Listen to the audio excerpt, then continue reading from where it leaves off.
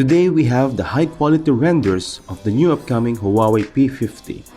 The renders were done by Wakarkan based on leaked schematics and rumors of the upcoming phone. The Huawei P50 looks similar to the Huawei P50 Pro, of which we've also seen renders. There are two large circles meant to house the camera lenses. The render shows two lenses per circle for a total of 4 cameras.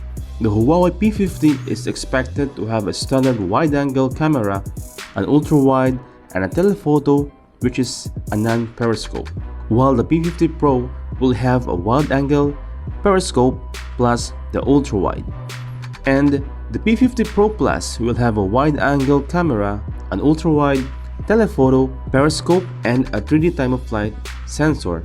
The main sensor on at least two of the P50 series phones like P50 Pro or Pro Plus is expected to be the Sony IMX800, the first 1-inch sensor designed for smartphones. Also, the successor of the IMX700 sensor, serving as the main unit on the Huawei P40 series. The Huawei P50 is said to launch in 4 colors: white, black, blue, and beige. The P50 series have reportedly been delayed, expected by the end of March, and now slated for late April or possibly even May to June. The series will use a Kirin 9000 chipset and be the first to come with Huawei's in-house Harmony OS out of the box. So guys, what do you think of this new upcoming Huawei P50 series?